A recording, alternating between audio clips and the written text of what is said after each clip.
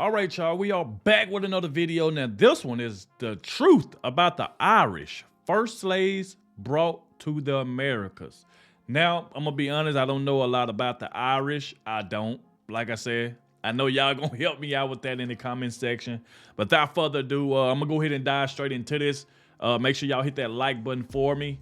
And a shout out to everybody that always stays to the very end, especially these type of videos like this, because a lot of you help me out and let me know more about it, because you know I don't really know a whole lot about it, and I don't mind letting y'all know that, you know what I'm saying. But shout out to everybody that always stays to the very end of the videos and leave me messages in the comment section, let me know more about the topic. So without further ado, let's go ahead and dive straight into this, and let's see.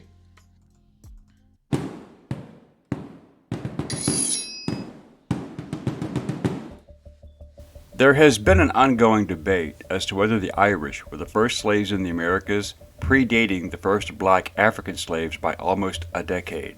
Okay. Slavery is perhaps one of the oldest profit-making endeavors in human history, and the Irish were a special target for 1,000 years. Throughout history, the Irish were persecuted by one faction or another, to include enslavement and indentured servitude. When did the Irish first become slaves? How long did the selling of the Irish continue? Who was responsible? Hello, I'm Colin Heaton, former soldier, Marine Corps Scout Sniper, history professor, historian, and book author. And we will answer these questions and other issues on this segment of Forgotten History.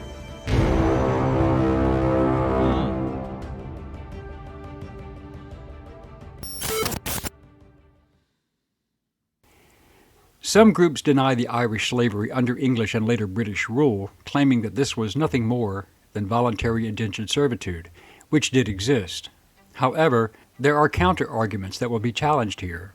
There is a legitimate dispute as to the numbers enslaved, especially during the 17th century before the Act of Union in 1707. The official British legal terminology used was indentured servants. Whether the servants in question had willingly signed the indenture contract to emigrate to the Americas or were first to go. Many were forced. Therefore, those transported unwillingly and effectively sold were not considered to be indentured. This included political prisoners, vagrants, convicts, political activists, thieves, prostitutes, or people who had been defined as undesirable by the English government.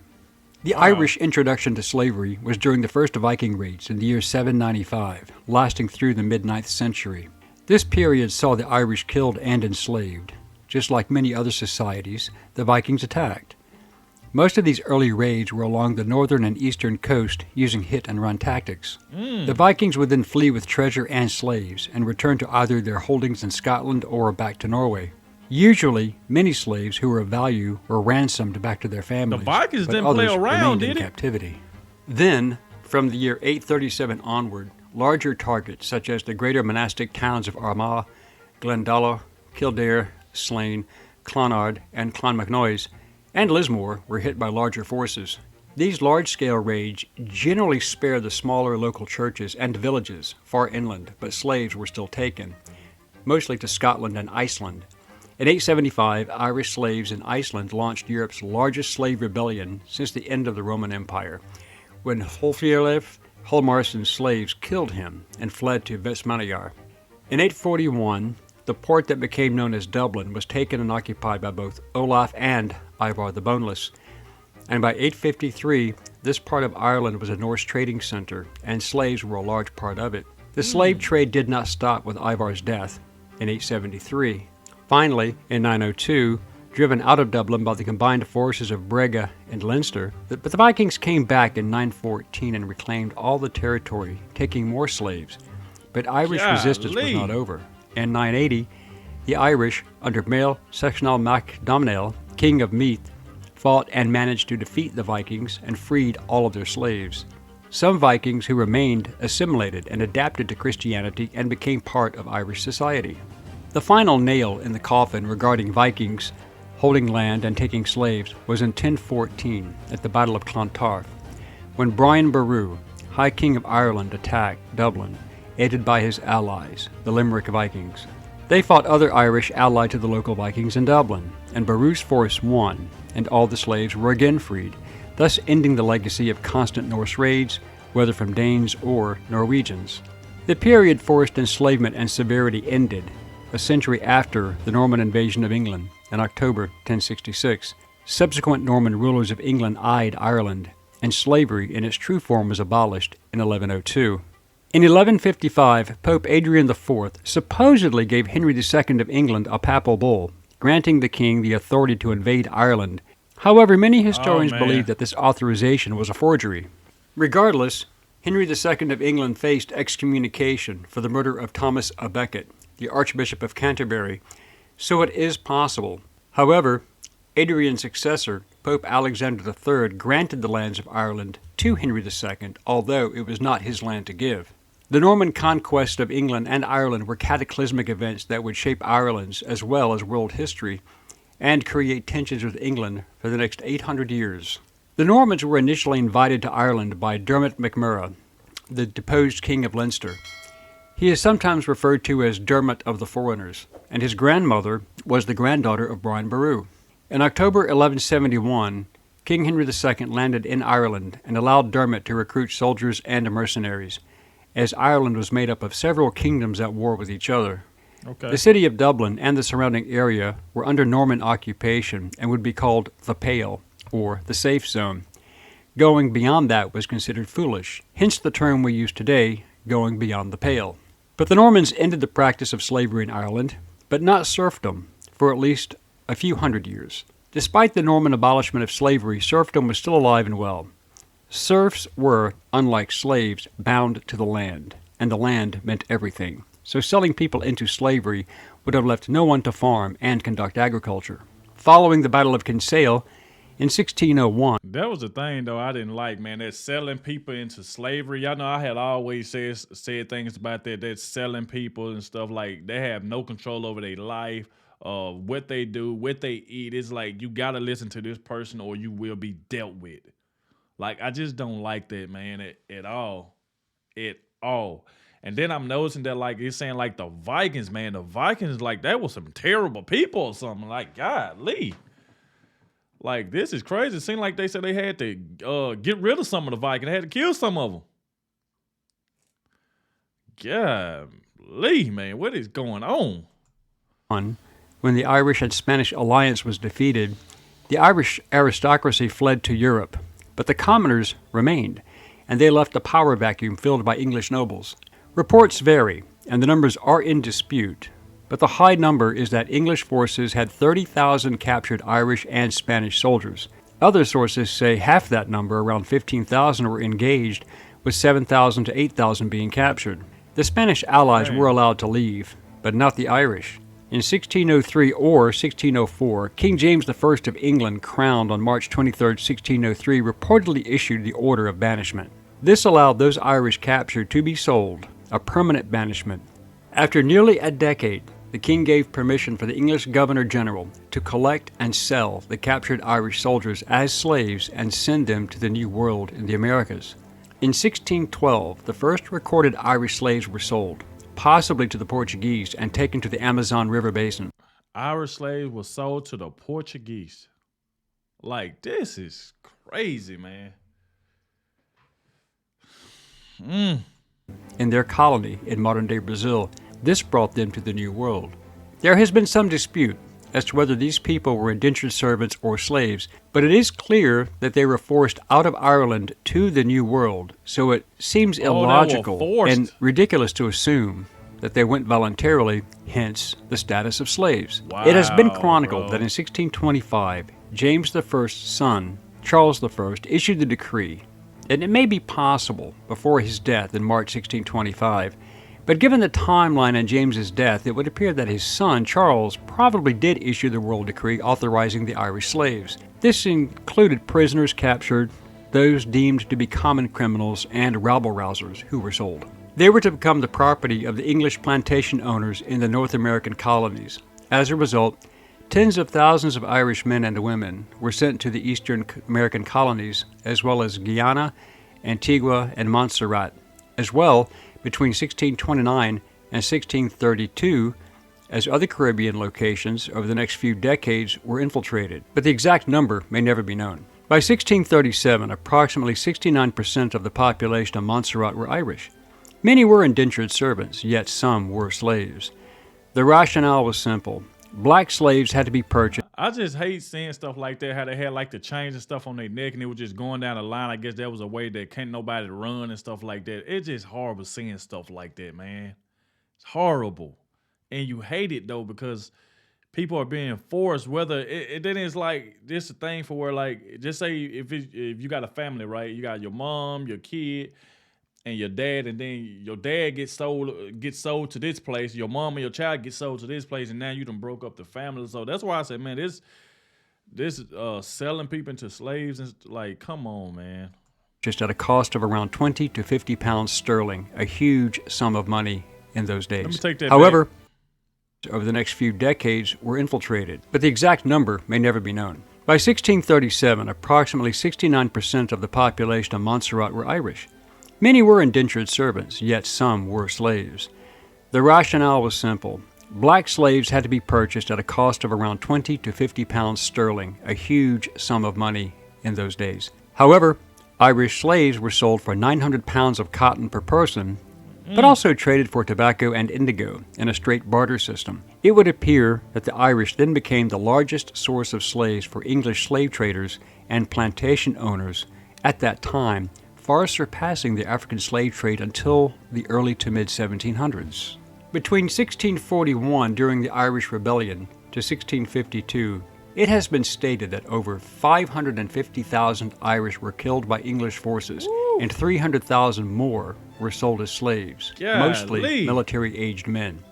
Their children, especially women and girls, were sold and considered quite valuable in the domestic service roles. The greatest perpetrator of this was Oliver Cromwell, who defeated Charles I in 1649 during the English Civil War and had him executed. Cromwell, as Lord Protector, waged a ruthless war against the Irish, starting in 1649. By 1650, it is claimed that nearly 29,000 Irish were sold to planters in St. Kitts. During the decade of the 1650s, it is also claimed, as well as disputed, that around 100,000 Irish children, generally from 10 to 14 years of age, were taken from their parents and were also sold, and sold themselves also as slaves or indentured servants in the West Indies. Look, listen to that. I was just saying that. Kids between 10 and 14 years old being sold. Like, stuff like that makes you just cry, man. It just brings tears to your eyes just to even hear something like that. Once the kid get 10, I guess 10 to 14 years old, they sell them. Like, come on, man. Like, back then, people just didn't have no heart enough, bro. They were just cruel people, man. Like, come on. How can you even do that? You take kids from they parents just to sell them. It's like the Irish, man. It's like they went through some stuff. Like I said, and this is my first time hearing about, like, the Irish, like, dealing with Irish and slavery. Like I said, I didn't know too much of anything about, like, the Irish people. So that's why I said these type of videos help me out, help me to learn about what happened and stuff. And of course, I always get y'all confirmation about is a lot of this stuff that I'm listening to and hearing is true. You know what I'm saying? So, man, sad to see. Virginia, the Carolinas, and New England. It is also claimed that between 1651 and 1660, the Irish slaves far outnumbered the colonists in all areas. In 1652, Cromwell ordered that 12,000 Irish were to be sold to Barbados. And those numbers are not in dispute, only their status. On 1 May 1654, his "To Hell or to Connaught" proclamation was issued during the Act of Settlement of 1662. This was when the English began confiscating all Irish-held lands, and the native Irish were relocated west of the Shannon River. Those who resisted were sent to the West Indies as slaves or executed. His own words proclaimed, quote, "Those who fail to transplant themselves into Connaught or County Clare within 6 months shall be attainted of high treason, or to be sent to America or other parts beyond the seas. Those banished who return ought to suffer the pains of death as felons by virtue of this act without benefit of clergy." End quote. The English could kill the Irish without penalty, but selling them offered great profit. It is claimed that over 80,000 more Irish were sold, with 52,000 going to the colonies of Barbados and Virginia. but again, we cannot verify the exact numbers. Many argue that these were indentured servants, not slaves, yet there are no records of contracts between those forcibly removed and their benefactors. One may assume that, given the barter system of using tobacco and cotton as a trade item for workers, that these deported Irish were, in fact, slaves. In 1656, the Council of State ordered the roundup of 1,000 Irish girls and 1,000 Irish boys in their early teens, even some children, to be rounded up and sold to Jamaican planters. These numbers are in dispute, but do seem reasonable, as these would be children whose parents were already deported. Part of this order was an edict passed on October 2, 1665, which stated, quote, "Upon report of Committee for America concerning proposals for transporting persons from Long Island to Jamaica to confer with the Committee for Jamaica," end quote. The persons were Irish, and no indentured servant would be released to go to Jamaica. These had to be forcibly exported Irish, who were already present in New York. In fact, some of the English receiving these Irish slaves seemed rather concerned, hence this following report, quote, "Commission appointing Cornelius Holland, Colonel Owen Rowe, Sir Thomas Roth, and 14 others accompany, by the name of the Governor and Company of the City of London, for the plantation of the Somers Islands, to take into consideration the present condition of those plantations, many well-affected persons there having been much oppressed and unjustly dealt with in relation to matters of conscience," end quote. Whitehall, 1653, June 28th.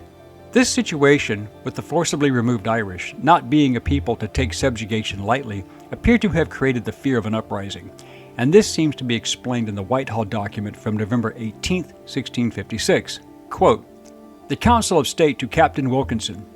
Importance of the Somers Islands to the interest of the Commonwealth. Supposition that the Spaniards will endeavor to get a footing there.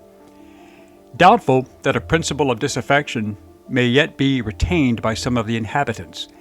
He is encouraged to attend to his duties as commander of the fort, to keep a vigilant eye upon the malignant and discontented party, that they may have the less opportunity to prejudice the island's safety, and to use his best endeavors to secure the interest of the Commonwealth," end quote. This referred to the Irish population that must have been slaves, and they feared an uprising.